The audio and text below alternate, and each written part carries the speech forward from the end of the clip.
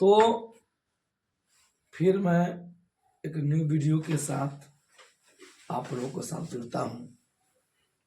आशा करता हूँ कि आप लोग मस्त होंगे। तो आते हैं, एक एक क्वेश्चन बैंक के एक एक प्रश्न को रखेंगे। इसके तहत 2023 में प्रथम पाली में पूछे गए टोटल 302 नंबरिया लघु प्रश्न के आज हम चर्चा करेंगे। तो आते हैं, पहला प्रश्न है कि के किस मान के लिए बिंदु 1, 1, 3 के और -1, 4 संरेख है। देखिए, संरेख का मतलब होता है जब त्रिभुज का क्षेत्रफल 0 हो तो उसे संरेख कहते हैं। यानी जब त्रिभुज का क्षेत्रफल 0 हो तो ये संरेख कहेंगे। यानी आपको जो बिंदु दिया गया वह बिंदु है 1, 1, 3 के और -1, 4। यानी x1 बराबर 1, y1 बराबर 1, x2 बराबर 3, y2 बराबर k और x3 बराबर -1, y3 बराबर 4। संरेख है। यानी चूंकि बिंदु संरेख है इसीलिए त्रिभुज के क्षेत्रफल बराबर 0।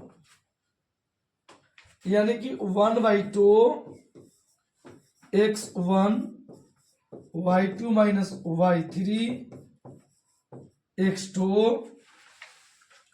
y3 minus y1 x3 y1 minus y2 बराबर 0। 1/2 x1 यानी 1, y2 यानी k माइनस y3 तो 4, x2 यानी 3 तो 3 देंगे इंटू y3 तो 4, y1 1, x3 तो -1 into y1 1 minus y2 k। अब यहां देख रहे हैं कि ये नहीं घटने वाला है तो 1/2 एक हम 1 से के मतलब क्या होगा, 1 से प्रोडक्ट करें तो -4, यहाँ 3 या -1 और 1 माइनस के बराबर 0। तो इसके आगे आते हैं,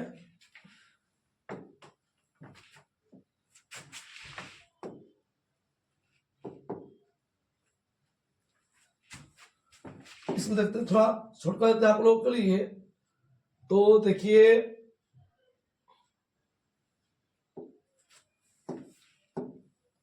यहां हो गया 1/2 के -4 प्लस 3 3 9 -1 प्लस के बराबर 0।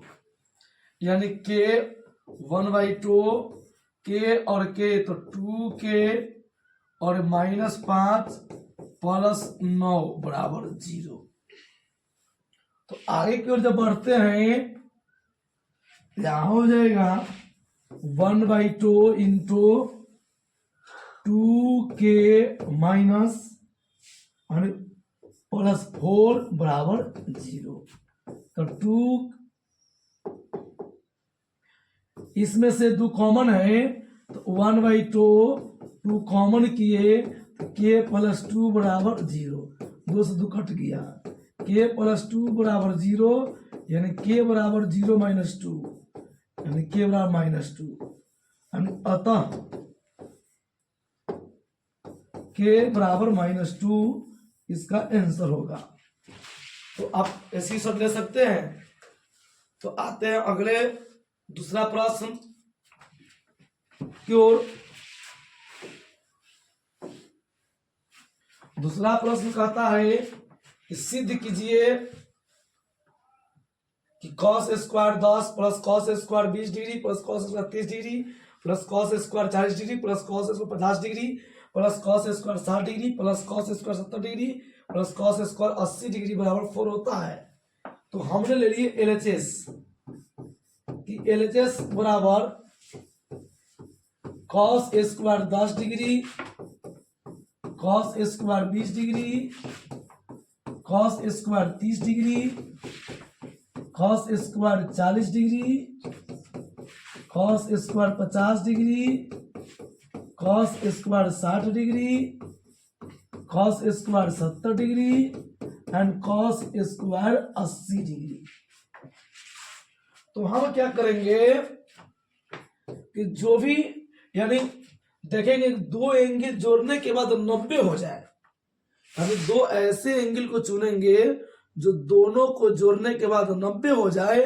तो हम देख रहे हैं कि 10 और 80 यानी कि cos square 10 degree plus cos square 80 degree, फिर cos square 20 degree and cos square 70 degree, फिर cos square 30 degree and cos square 60 degree and cos square 40 degree and cos square 50 degree. तो हम देख रहे हैं कि दो दो यानी कि जो 4 जोड़ा बना, इन चारों में से हम किसी एक को चेंज करेंगे, यानी प्रत्येक जोड़ा में से। तो cos स्क्वायर 90 माइनस तो 80 लिखना होगा। अब यहां गौर कीजिए, क्योंकि cos यहां तो 10 है, हमने 90 लिख दिए, तो 90 लिखे तो कितना कम करे कि 10 रहे, तो 80 कम करेंगे। फिर यह हो जाएगा कि cos स्क्वायर 80, फिर इसमें से एक्सचेंज करेंगे तो cos square 90 minus 70 plus cos square 70 degree, फिर इसमें चेंज करेंगे cos square 90 minus 60 plus cos square 60 degree, इसमें चेंज करेंगे कि cos square 90 minus 50 plus cos square 50 degree. तो देख रहे हैं cos स्क्वायर 90 यानी कि sine square 80 plus cos square 80, यहां हो जाएगा sine square 70 plus cos square 70, फिर sine square 60 degree plus cos square 60 degree plus sine square 50 degree plus cos square 50 degree. तो अब हम देख पा रहे हैं कि साइन स्क्वायर 80 जो cos स्क्वायर 80, इसका मान 1 होगा, फिर इसका मान 1 होगा, फिर इसका मान 1 होगा, फिर इसका मान 1 होगा, एवं प्रकार से 4 1 आया यानी 4। तो हम लिख देंगे कि LHS बराबर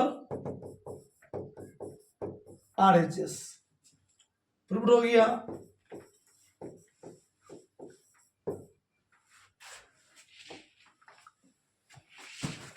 तो आप इन सभी का इसकी शोध ले सकते हैं और बाद में करिए।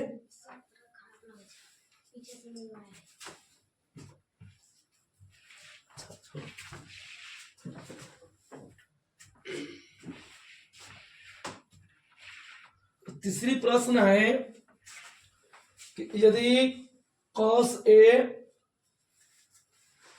बराबर 4/5 हो तो यानी कि cos ए बराबर 4/5। तो कॉट ए एवं साइन ए का मान, तो आपको सबसे आसान तरीके बताते हैं। कॉस का ए का b/h, यानी b बराबर होगी आपको 4 और h बराबर 5। इसमें कमी है p, तो p फॉर्मूला होता है p बराबर h² माइनस b², यानी 5k² माइनस 4k²। तो 25 माइनस 16 यानी 9 = 3। अब देख रहे हैं कि हमें निकालना है कॉट ए प्लस साइन ए का मान। तो कॉट का होता है b/p और इसका होता है p/h। तो b का मान आपको आया 4 और p 3 और 3/5। मतलब उत्तम आया 15।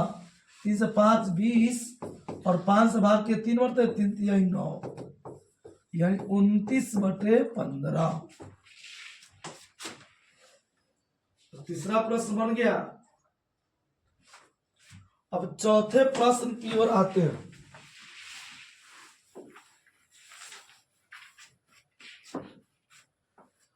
चौथा प्रश्न कहता है कि यदि समानांतर चतुर्भुज ए बी सी डी, यानी एक समानांतर चतुर्भुज है,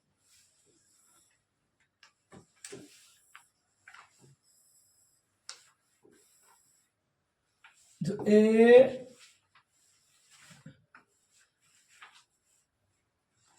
बी सी डी,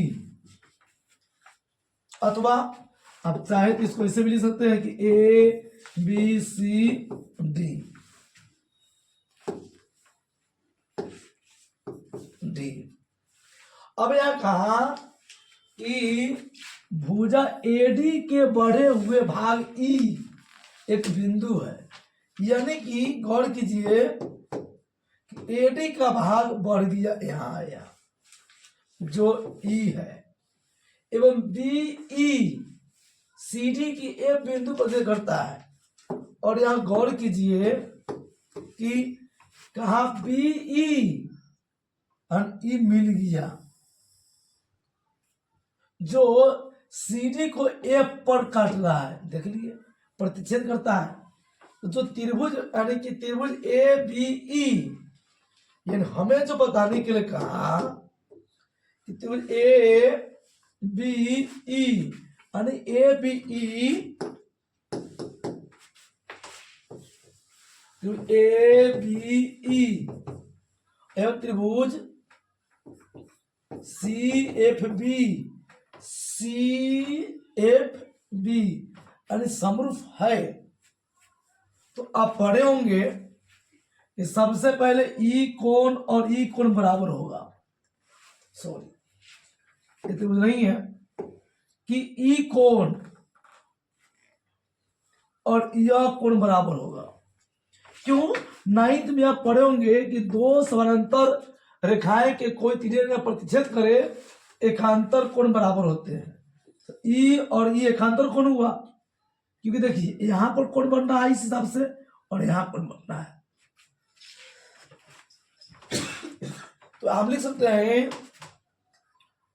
कि कोण ए बी ई बराबर कोण बी एफ सी एकांतर से।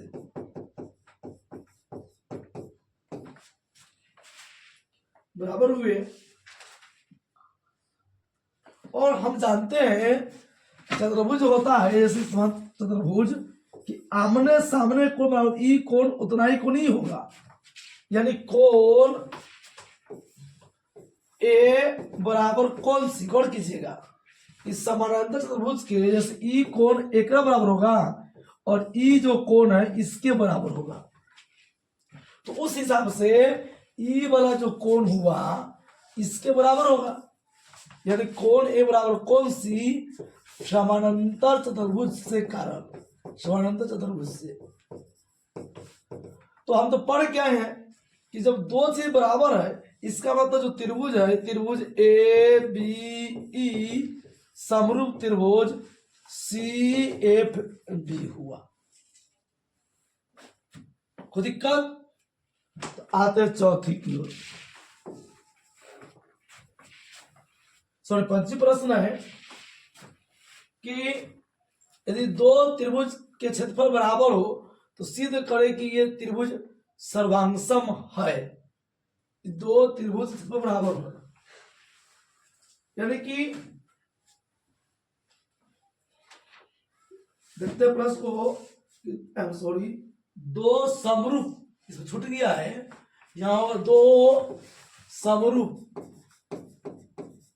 त्रिभुज के क्षेत्रफल बराबर है। तो गौर कीजिएगा, माना कि दो त्रिभुज है ए बी सी और त्रिभुज डी ई एफ समरूप है, यानी माना कि त्रिभुज ए बी सी समरूप त्रिभुज डी ई एफ। यानी आप पढ़े होंगे, समरूप का नियम है कि कोई भी त्रिभुज समरूप तब होता है जब उनके संगत कोण बराबर हो और संगत भुजा एक ही अनुपात की हो। इसका मतलब कि कोण ए बराबर कोण डी, कोण बी बराबर कोण ई, कोण सी बराबर कोण एफ, फिर ए बी बटे डी ई, ए सी बटे डी एफ और बी सी बटे ई एफ। ई होगा क्योंकि दोनों त्रिभुज समरूप है, इसीलिए इतना होगा। यानी अगर ये समरूप है तो यह होगा, समरूप होते ही होगा।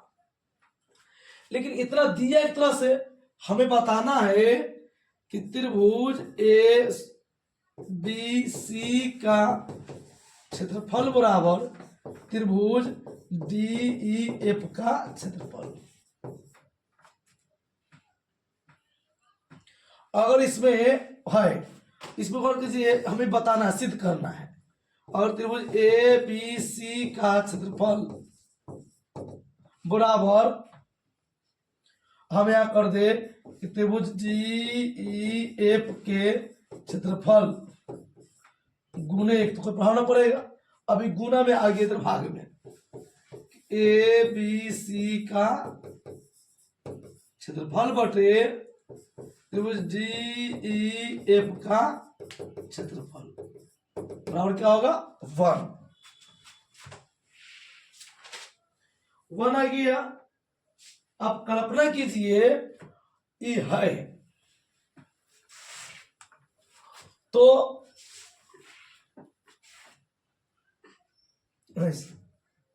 हम इसको चाहे, तुम गौर कीजिएगा, अगर हम लिख सकते हैं कि ए बी स्क्वायर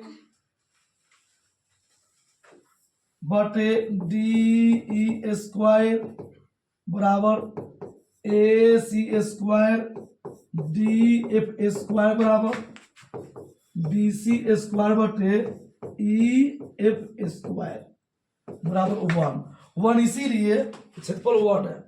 अब आपको दिमाग में आया होगा कि सर ये कहां से आ गया? अब पढ़े हैं कि समरूप त्रिभुज के क्षेत्रफल का अनुपात उनके संगत भुजाओं के, जैसे आगे लिखी दे रहे हैं, क्षेत्रफल ए बी सी, फिर एरिया त्रिभुज डी ई एफ, इसको हम क्या माने? एक माने हैं।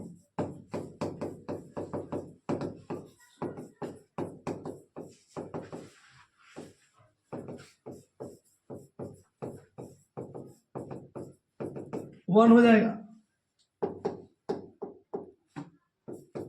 अब देखिए, किसी को हम एक को लेते हैं तो ए बी स्क्वायर बटे डी ई स्क्वायर बराबर 1, यहाँ हो जाएगा ए बी स्क्वायर बराबर डी स्क्वायर क्रॉस गुना करेंगे तो इससे क्या समझ में आया, इसका मतलब भुजा बराबर एक ही हो गया। फिर ले लिए ए सी स्क्वायर बटे डी एफ स्क्वायर बराबर 1, ए सी स्क्वायर बराबर डी एफ स्क्वायर, यानी कि ए बी बराबर डी होगा एंड ए सी बराबर डी एफ। इस तरह से हमें यह मालूम हुआ कि यह त्रिभुज सर्वांगसम है। त्रिभुज ए बी सी सर्वांगसम त्रिभुज डी ई एफ। क्योंकि सर्वांगसम हमें यह बताता है कि इसका एक ही रूप सब है। अगली प्रश्न की ओर आते हैं।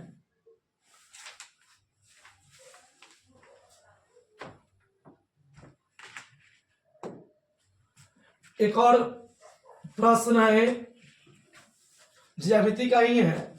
किसी वृत्त के केंद्र O पर, यानी कोई वृत्त के केंद्र O है, कल्पना कीजिए यह एक वृत्त है जिसका केंद्र O है, पर उसकी जीवा QR 130 डिग्री का कोण बनाती है और QR पर की स्पर्श रेखा P बिंदु मिलती है। जैसे मान लीजिए एक जीवा है, यह जीवा है QR 130 डिग्री कोण बनाती है केंद्र पर, यानी यहां जो बना रहा है ये जो कोण केंद्र बना है 130 डिग्री है। और Q और R पर की स्पर्श रेखाएं, यानी इसकी जो स्पर्श रेखा है, जैसे Q का स्पर्श रेखा ये हो गया, इसका स्पर्श रेखा ई होगा। तो किताब कहा कि इसका जो स्पर्श बिंदु के जो है ये P पर मिल रहा है, तो Q कोण QPR यानी QPR का मान बताना है। तो सिंपल सी बात है कि हम पढ़े जैसी स्पर्श रेखा हुआ तो ये 90 डिग्री होगा, ये 90 डिग्री हुआ तो हम चतुर्भुज मान सकते हैं, अथवा ये दोनों का योग 180 होता है। जब भी ऐसा पिक्चर बने तो लिखेंगे कोण QOR जोड़ कोण QPR 180 डिग्री। तो हमें मालूम है कि 130 डिग्री 130 डिग्री प्लस कोण QPR बराबर 180 डिग्री। ये प्लस में जाएगा माइनस में, यानी 180 माइनस 130,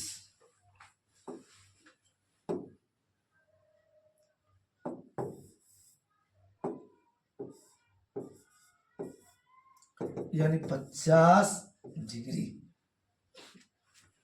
जितना सिंपल सा प्रश्न पूछता है एग्जाम में।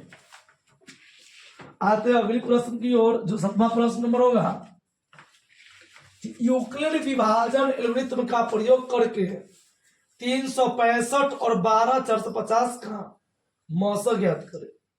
देखिए, अगर मौसा से न बनता आपसे, अगर मान लीजिए कि आपको दिक्कत करता हो यूक्लिड विभाजन, इसके लिए आप एक काम कीजिए कि सबसे पहले 365 से 12 450 में भाग कीजिए। समझ में ना आता है तो इसको 4 संभाल लीजिए, 1200 तो 4 मरतबे, सॉरी 3 मरतबे लगेगा। 3 मरतबे 15 के 5 हासिल 1, 18 के 19 के 9 हासिल 1, 9 1 10,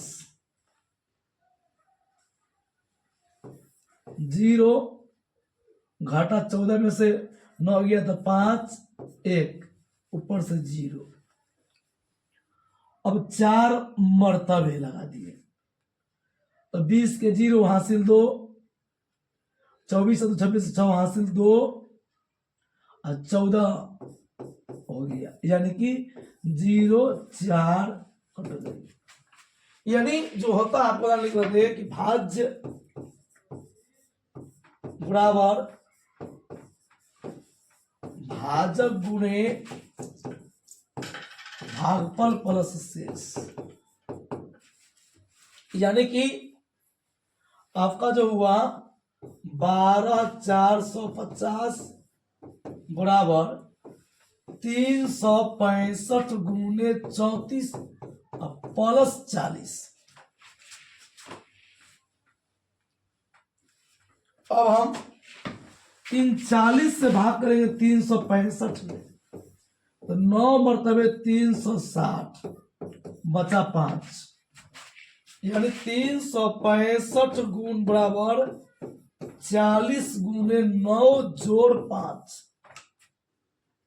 अब इन 5 से भाग करेंगे 40 में, तो 8 मरतबे 40 कट गई। अब गौर कीजिए, यानी कि 40 बराबर 5 गुने 8 प्लस 0, यानी अंतिम में भाग 5 से लगा, इसीलिए इसका जो मौसो होगा वह 5 होगा। कितना इजी प्रश्न होता है। तो आते हैं फिर अगले प्रश्न की ओर। 8वें नंबर प्रश्न को देखिए, सिद्ध कीजिए कि 5 माइनस रूट 3 एक परिमेय संख्या नहीं है। आइए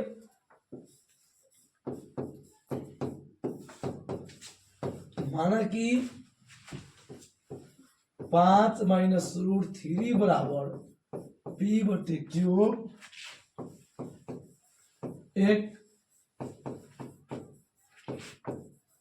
परिमेय संख्या है,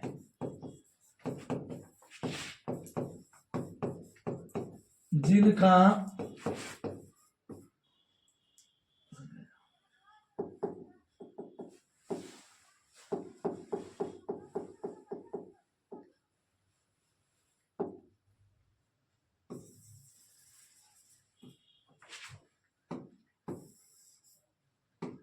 परिमेय संख्या है जहां P और Q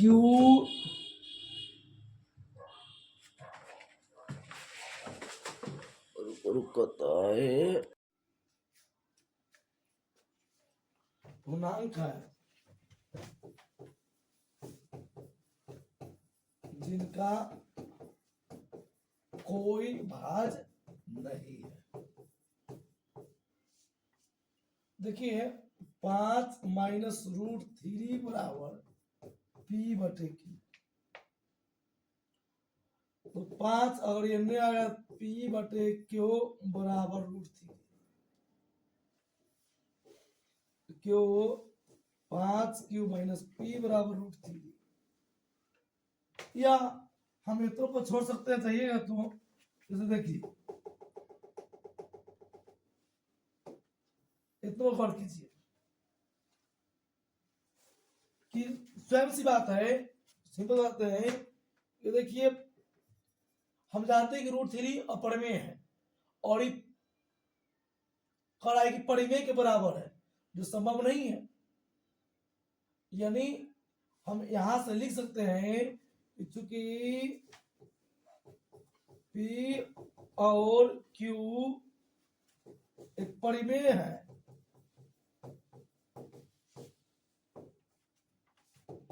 इसीलिए 5 माइनस पी बटे क्यू बराबर नहीं रूट 3, और मान सकते हैं कि गलत है, यानी यह दोनों बराबर 9 है, इसका मतलब यह परिमेय है, परिमेय नहीं है,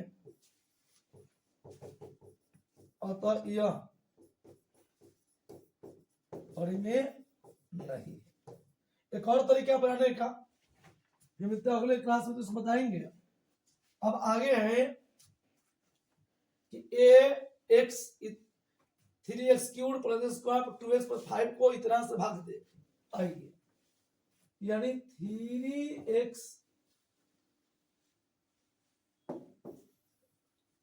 आपको जो भाग करना है एक्स स्क्वायर 2x प्लस 1 से 3x cube x square 2x plus 5 में। तो भाग करने का तरीका है कि पहला अंक को आपको हमें काट देना है, तो 3x, अब 3x से गुना करेंगे, देखिए क्या है, यहाँ एक्स स्क्वायर है, यहाँ एक्स क्यूब है, तो नियम कहता है कि ये पहला अक्षर कट देना चाहिए। तो वैसे में यहाँ एक्स स्क्वायर एक्स क्यूब थे, एक्स से यहाँ 3 9 है तो 3 लगा दिए, यहाँ हो गया 3x क्यूब।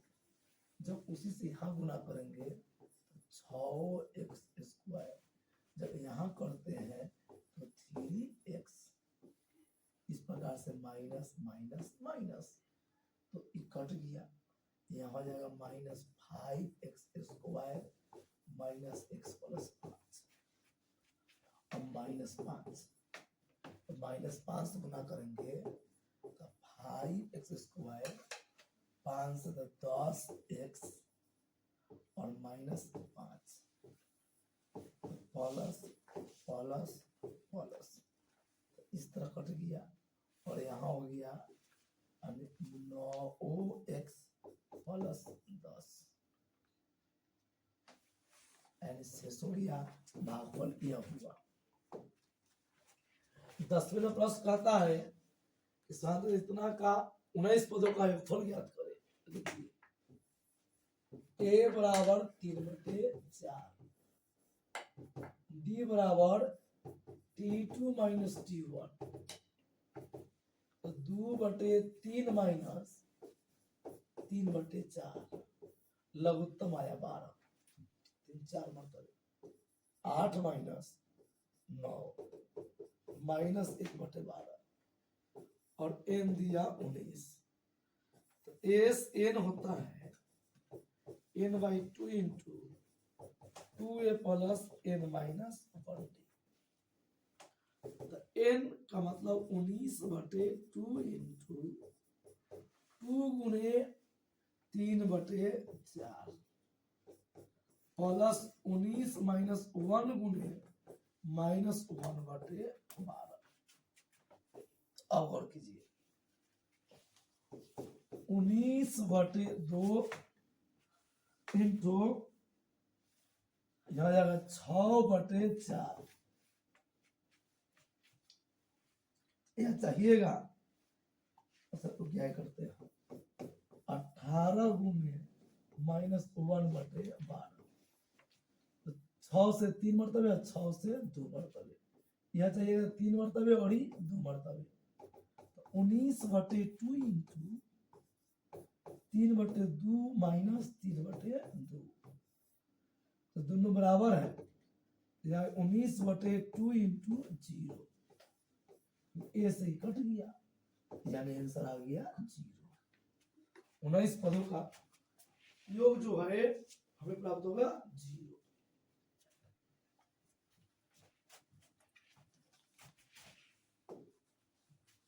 अगली है एपी इतना का अंत से 7वां पद ज्ञात करें, अंत यानी ए बराबर जो हो जाएगा आपको 89, क्योंकि देखो शुरू से तो कहता था यहाँ 13 होता, लेकिन क्या है अंत से तो 89 है, तो 89 प्रथम पद।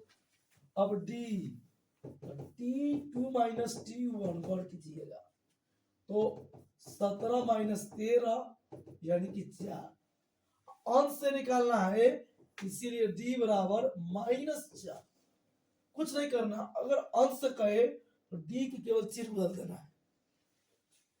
अब n बराबर हो गया 7, तो n बराबर a plus n minus 1d, तो a आपका हो गया 89,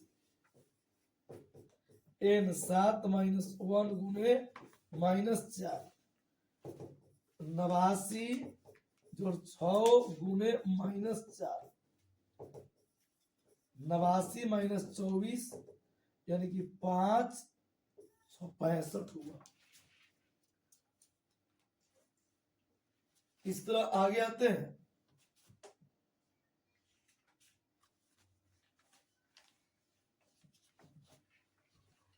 अगली प्रश्न की ओर। 12 नंबर कहता है 0 और 50 के बीच विषम संख्याओं का योगफल। तो देखिए 0 और 50 के बीच में विषम, वो 1 है, 3, 5 डॉट डॉट डॉट 49 है। सबसे पहले a बराबर होगी आपको 1, d बराबर t2 माइनस t1 यानी 3 माइनस 1 इक्वल टू 2, और tn बराबर हो गया 49।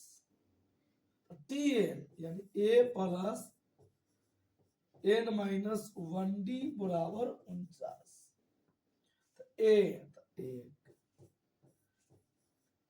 n माइनस 1 गुणे 2 बराबर 49। n माइनस 1 गुणे 2 बराबर 49 माइनस 1 गुणे 2 बराबर 48,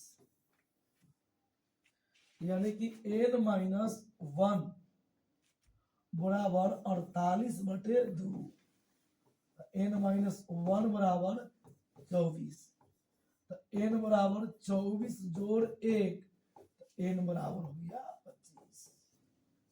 अब देखिए यहाँ एसएन बराबर जो है होता है जब अंतिम पद मालूम हो n/2 इंटू ए प्लस टी एन ही होता है, ये भी एक फॉर्मूला होती है। तो यहाँ हो गया n 25 बटे 2 और a1 टी एन है 49, यानी 25 बटे 2 इंटू 50, तो 2 से कट गया 25 मरतबे, 25 गुने 25 यानी 625। तो इस तरह से 12 नंबर प्रश्न खत्म हुए। अब देखिए अगला प्रश्न, m के किस मान के लिए रैखिक समीकरण युग्म का कोई हल नहीं है, कोई हल नहीं है। पहले देखिए हम लिखेंगे a1 क्योंकि x जोड़े a है तो बराबर 3, b y जोड़े b और c तो a, फिर इसी प्रकार a 2m minus 1, b m minus 1 और c 2m प्लस 1। अब a है तो a1 b1 c1 a2 b2 और c2। प्रश्न क्या है, कोई हल नहीं है, यानी कोई हल नहीं का मतलब हो गया a1 बटे a2 बराबर b1 बटे b2 बराबर नहीं